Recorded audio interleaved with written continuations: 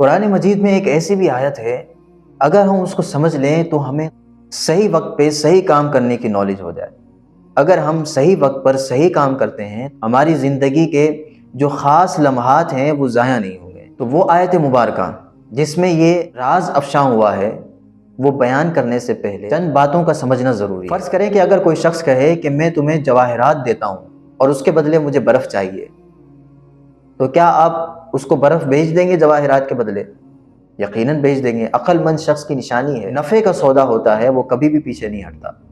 برف ایک پگھلنے والی چیز ہے، اور جب تک وہ باقی ہے پگھلتی رہے گی، آخر کار وہ فنا ہو جائے گی، ختم ہو جائے گی۔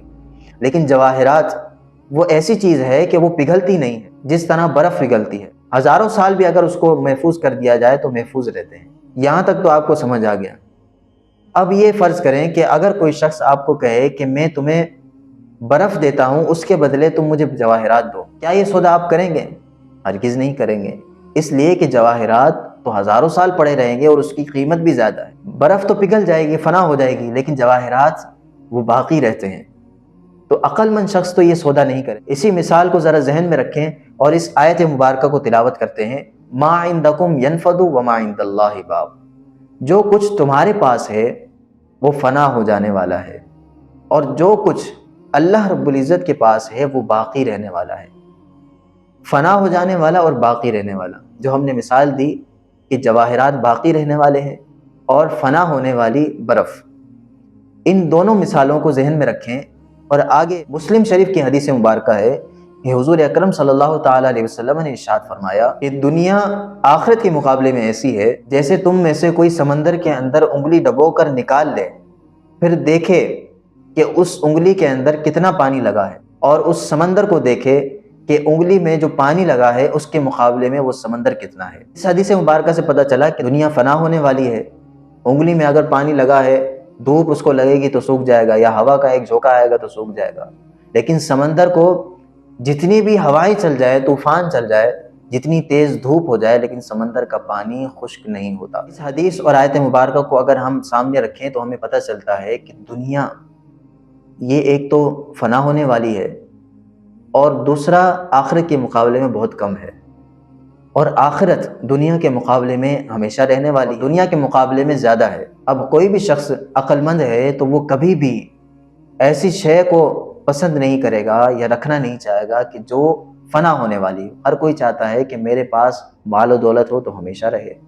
کوئی بھی نہیں چاہتا کہ 10 سال کے لیے میں امیر ہوں اس کے بعد غریب ہو جاؤں۔ کوئی بھی نہیں چاہتا کہ میں 10 سال کے لیے علم والا ہو جاؤں اس کے بعد میں بے علم ہو جاؤں، جاہل ہو جاؤں۔ تو کوئی بھی نہیں چاہتا، ہر کوئی چاہتا ہے کہ نعمت مجھے ملی ہے تو اس میں بقا رہے۔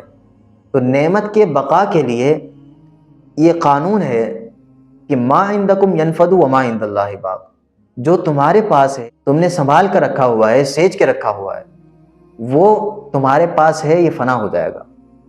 وما عند اللہ باق، جو اللہ رب العزت کی بارگاہ میں پیش ہو جائے گا وہ ہمیشہ رہے گا۔ اب کسی کو پتہ چل جائے کہ میرے پاس یہ جو وقت ہے، یہ زندگی ہے، یہ ختم ہونے والی ہے، تو وہ کیا کرے گا کہ اسی وقت میں کچھ ایسا کر جائے اس دنیا کے ختم ہونے کے بعد بھی اس کو فائدہ پہنچتا رہے۔ تو وہ کام کرنے کا طریقہ یہ ہے، کوئی بھی عمل ہو، کوئی بھی کام ہو، کچھ خرچ کر رہے ہیں، کسی کو کچھ سکھا رہے ہیں، کوئی بھی کام کر رہے ہیں، کسی بھی فیلڈ کا کام کر رہے ہیں، تو دل میں یہ نیت ہونی چاہیے کہ میں یہ کام اللہ کی رضا کے لیے کر رہا ہوں، کیونکہ میں یہ کام کروں گا مجھے وقتی طور پہ پیسے مل جائیں گے، لیکن یہ پیسہ کب تک چلے گا؟ اگر میں یہ اللہ کی رضا کے لیے کرتا ہوں، بدلے میں وہ مجھے رزق تو عطا فرمائے گا۔ ظاہر ہے کہ کوئی فن آپ نے سکھایا، اس کے بدلے آپ کو فیس تو ملے گی، لیکن جو یہ آپ کی نیت ہے، اس نیت سے آخرت میں اللہ رب العزت آپ کو 70 گنا زیادہ عطا فرمائے گا۔ اگر ہماری نیت اللہ کو راضی کرنے کی ہوگی تبھی تو آخرت میں ہمیں حصہ ملے گا۔ اللہ کی بارگاہ میں آپ کا عمل پیش ہو جائے گا تو یہ عمل ہمیشہ باقی رہے گا، اور اس کا ثمر، اس کا پھل اللہ رب العزت آخرت میں آپ کو ہمیشہ کی زندگی اور انعام و اکرامات کے ساتھ عطا فرمائے گا۔ اللہ رب العزت ہمیں ہر کام میں اللہ رب العزت کی رضا کو شامل حال رکھنے کی توفیق عطا فرمائے۔ اللہ رب العزت ہم سب کا حامی و ناصر ہو۔